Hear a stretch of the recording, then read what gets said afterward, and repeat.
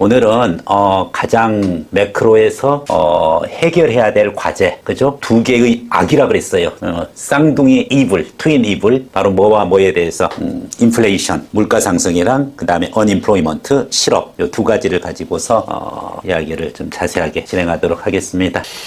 주로 이제 나오는 게 소비자 물가지수, 컨슈머 프라이스 인덱스, CPI, GDP 디플레이터, 그 다음에 인플레이션을 이렇게 우리가 지금 현재 우리나라 지금 너무너무나 지금이랑 너무 잘 맞죠. 현재 우리나라 인플레이션입니다. 아주 심각해. 뉴스가 매일같이 나와. 근데 인플레이션으로 우리가 치러야 되는 비용들이 있습니다. 희생, 인플레이션으로 인해 가지고 우리가 치러야 될 희생 굉장히 심각해요. 근데 실업보다는 덜 심각한 거 아니냐 이렇게 생각하는데 실업보다 더 심각할 수도 있어요. 실업은 개인적으로 개별적으로 그 실업을 당한 사람에게 주는 아주 가정의 비극이고 또 어떻게 보면은 개인의 삶의 몰락이고 아주 끔찍하죠. 그런데 실업보다 더 무서울 수 있는 게 인플레이션이에요. 지금 현재 우리가 우리 경제, 한국 경제가 지금 뭐 미국뿐만 아니라 그 다음에 nominal real interest rate, 명목 이자율과 실질 이자율, 그 다음에 types of unemployment, 실업의 다양한 종류들, 이 부분 것을 공부할 것입니다. The twin evils, 쌍둥이 악마. 번역본을 제공을 했으니까 여러분들이 이해하는데 크게 어려운 건 없을 거예요. 두 가지입니다. 바로 뭐와 뭐다? 인플레이션이랑 그리고 또 뭐다? 실업, 요 두 가지죠. 두 개만 없다면은 뭐 사실은 뭐 경제학을 그렇게 공부할 필요도 없어요. 인플레이션이 아니고 물가가 안정화되어 있다. 이 차기 정부의 가장 큰 과제가 물가를 잡는 겁니다. 인플레이션을 억제하는 거죠. 과연 해낼 수 있을까요? 이제 그 부분이랑 그 다음에 뭐야? 언임플로이먼트 실업이죠. 청와대 내부에다가 실업 현황판, 즉 고용 현황판을 이렇게 내밀고 실업이 얼마나 줄고 고용이 얼마나 늘었는지 이제 이 부분 것을 직접 대통령이 챙기겠다. 대통령이 정책의 최우선 과제를 어디에다가 실업을 해결하는데 특히 청년 실업을 해결하는데 그랬는데 지금 그 현황판이 있는지 모르겠어요. 실업이 쉽지 않게 이렇게 가져왔고 코로나 시기 때 많은 사람에게 고통을 줬습니다.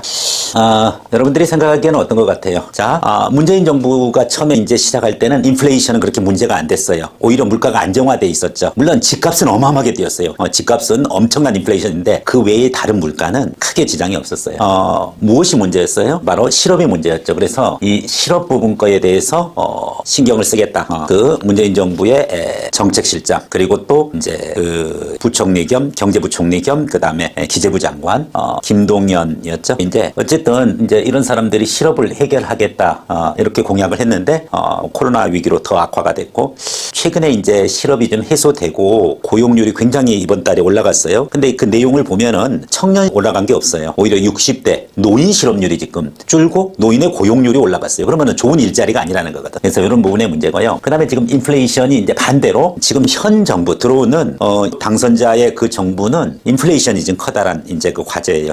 청와대 정책실 경제수석을 누가 들어갈지는 모르겠는데 선생님 생각하기에는 서울대 김소영 교수가 좀 유력하지 않나 싶고요.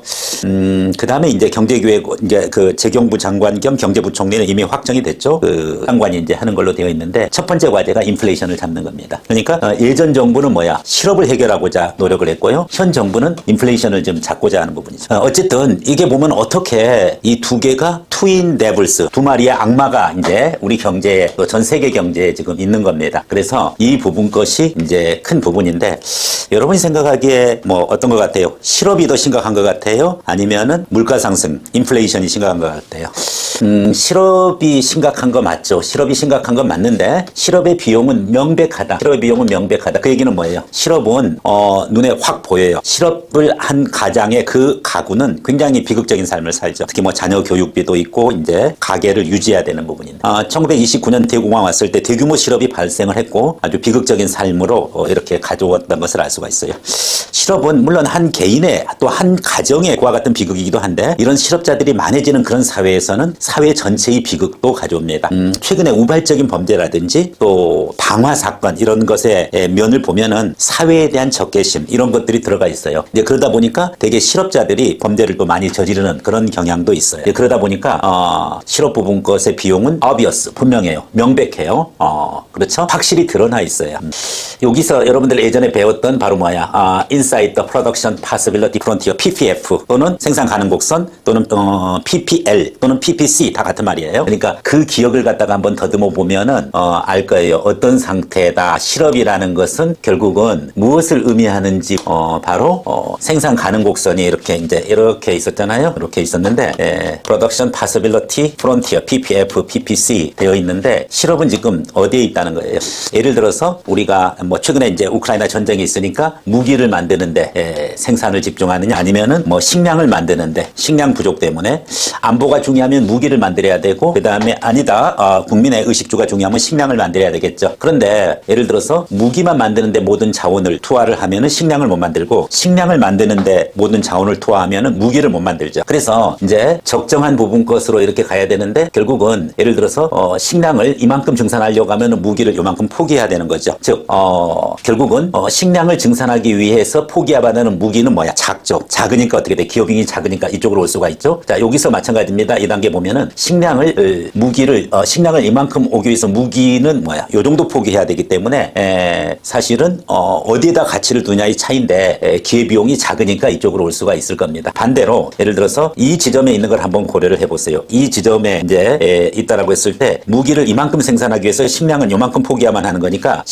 무기를 사기 위한 이제 기회비용이 작죠. 그러니까 옮겨갈 수가 있죠. 근데 반대로 이쪽에서 이쪽으로 간다고 생각을 해보세요. 무기를 이만큼 얻기 위해서 식량을 이만큼이나 많이 포기해야 되죠. 기회비용이 크죠. 기회비용이 커. 그래서 뭐 가운데 있을 때는 요 부분 것은 무기나 식량이나 기회비용이 동일한 걸 알 수가 있어요. 어쨌든 간에 우리가 국방이 중요하다 하면은 PPF의 이 선상에서 이렇게 이루어질 거고 경제가 중요하다라고 하면은 이쪽 분야에서 PPF가 이루어질 겁니다. 그런데 실업이라는 건 뭐야? 실업이라는 거는 완전히 자원을 효율적으로 배분 못한다는 거 아니야. 그러니까 어디에 있다는 거예요? 이 범위 내에서 존재한다는 거죠. PPF 안쪽에 있다는 거야. 이해되죠? 자, 만약에 이 선은 뭐였었죠? 예전에 공통할 때 나온 거. 이거는 beyond the capacity. 그렇죠? 경제 역량 바깥에 있는 거죠. 이건 달성할 수가 없는 거예요. 그래서 자원의 효율적 배분은 어디에서 이루어져야 된다 그랬다? 바로 이와 같은 요 PPF 선을 따라 가지고서 여기서 이루어지는 것이 자원의 효율적 배분이다. 이거는 자원을 효율적으로 제대로 배분하지 못하고 뭐다? 유유시설이 생산의 요소는 뭐도 있어요. 노동인 경우에는 실업이고 그 다음에 토지나 자본인 경우는 활용할 수 있는 자본을 완전히 이용하지 못하는 그런 상태를 의미한다 라고 이야기를 했어요. 자, 그러면은 여러분들이 이제 여기서 이것을 기준으로 이 의미를 이제 알 수가 있을 거예요. 바로 뭐예요? We are producing 요 부분 거 inside the PPF 어디에서? 안쪽에서 생산을 하고 있다. 실업의 의미는 바로 PPF 안쪽에서 생산이 이루어지고 있으니까 노동이라는 생산 요소를 제대로 효율적으로 활용하지 못하고 있다. 이렇게 이해를 하면 되겠습니다. 자, 어쨌든 실업은 개별적으로는 굉장히 희생을 많이 치르죠. 그런데 인플레이션, 물가 상승은 개인적으로보다도 전체 부분에 경제 전체에 그런 충격이 엄청납니다. 그래서 실업은 그 실업을 당한 그 가게, 그 개인에 이렇게 들어가 경제로 보면은 생산 요소 안쪽에서 즉 자원을 효율적으로 배분하지 못하고 있다. 이렇게 이해를 하면 되는데 인플레이션은 그거보다는 훨씬 분명히 드러나지는 않지만 훨씬 더 영향력 클 수가 있습니다. 예를 들어서 물가 좀 오르면 어때? 나 소비 좀 줄이면 되지. 그죠? 내 소득 기준으로 예전보다는 물건을 살 수가 없기 때문에 이렇게 생각할 수가 있죠. 그래서 개인으로 보면은 실업당하는 것보다 물가 오르는 게 좀 나아. 그러니까 개인적인 거로 봤었을 때는 어때요? 물가 상승은 견뎌도 실업은 못 견디죠. 실업은 곧 죽음이죠. 그죠? 그런데 국가 경제 전체로 볼 때는 좀 그렇지 않아요. 국가 경제 전체로 볼 때는 인플레이션은 실업 이상으로 굉장히 심각합니다. 인플레이션과 관련된 비용은 less obvious, 덜 분명하다. 즉 잘 보이지 않아요. 지금처럼 실업은 확 눈에 띄고 바로 개인의 삶이고 비극이고 자살로 이어지고요. 그런데 인플레이션은 조금 뭐가 그렇게 심각해? 우크라이나 전쟁 때문에 지금 인플레이션이 4%라고 하는데 그게 그렇게 심각한가? 엄마 아빠가 힘들겠지. 나는 별로 안 힘들어. 이제 이렇게 생각할 수가 있어요. 그죠? 그렇게 어떤 일종의 사소한 문제일 것 같다. 주된 문제가 아니다. 이제 이렇게 인식하는 거죠. 왜냐하면은 여기 나와 있어요. rising prices imply rising incomes. 뭔가 인플레이션이 됐다. 물가가 올랐다면은 그 물건을 갖고 있는 사람은 소득이 올라간 거죠. 그러니까 좋은 사람도 있는 거 아니냐 이거죠.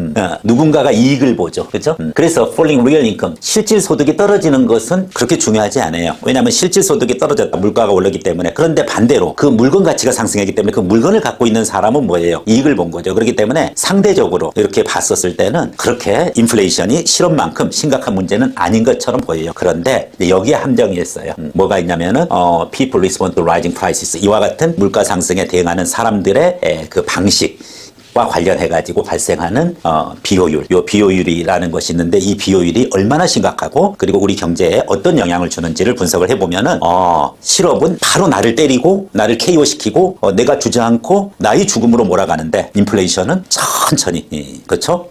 내 자신의 죽음을 가져오는 암과 같은 불치병이죠. 그러니까 암은 뭐예요? 천천히 오죠. 천천히 그렇죠? 근데 어떻게 돼요? 실업은 급성이죠. 실업은 뭐야? 급성질환이야. 시비어야. 시비어 일리스. 그런데 이 인플레이션은 약간 크로닉이죠. 어떤 경기에 따라 가지고서 장기적으로 이렇게 나타나면서 영향을 많이 주는 거예요. 물론 그 장기와 단기는 어떤 시기마다 좀 다릅니다. 인플레이션이 굉장히 오래된 기간도 있고 짧은 기간도 있어요. 자, 자원을 효율적으로 사용하지 못하면은 뭐다? 생산 가능성 경계 바로 뭐요? Product Possibility Frontier (PPF) 내부의 한 지점에서 생산을 할 거기 때문에 역시 비효율이라는 것은 국가 경제에 매우 안 좋은 거다. 자, 그 다음에 이제 여기서 이제 중요한 게 인플레이션이 뭐냐면은 purchasing power 구매력 저하를 가져온다. 왜냐면은 물가 상승은 화폐 가치의 하락을 가져오기 때문에 그 돈을 가지고서 살 수 있는 물건의 양, 구매력은 떨어질 수밖에 없어요. 그래서 구매력이 떨어지고 부가 바뀝니다. 실물을 가지고 있는 사람에게 부가 이동하게 되고 그리고 또 채권자에서 채무자로 이동하게 되고 이제 이와 같은 부분 것이 심각한 현상이고 물가 상승으로 인한 비용은 실업으로 인한 명백한 피해보다 실업으로 인해서 실업은 뭐야? 둔탁하게 뻥 치면서 나를 뻥 KO시킨다 이거야. 그런데 물가 상승은 어떻게 돼? 훨씬 미묘하고 은근하게 접근합니다. 그렇게 해서 다가오기 때문에 굉장히 큰 충격을 주는 거죠. 그럼 어떤 것이 더 큰 충격이냐? 무엇이 더 해를 끼치느냐? 이제 이것을 명확하게 보긴 힘들어요. 둘 다 뭐야? 힘든 거죠. 실업도 정말 우리가 해결해야 될 과제고 물가 상승도 해결해야 될 과제예요. 자, 여기까지 기본적인 이론 이제 되고요. 그래서 거시경제학에서 가장 해결해야 될 두 개의 과제가 바로 뭐다? 물가 상승을 물가를 안정화시키는 거, 물가 상승을 막는 거고, 그리고 또 실업을 가능하면 줄이는 거. 이 두 가지가 이 쌍둥이 숙제고 반대로 이것은 우리 경제의 두 가지의 바로 뭐다? 악마, twin devils, 쌍둥이 악마 이렇게 표현합니다. 자, 그러면 인플레이션을 먼저 보고 그 다음에 실업을 볼 거다. 자, 거기까지 서론을 하고 인플레이션 부분 거 진행하도록 하겠습니다.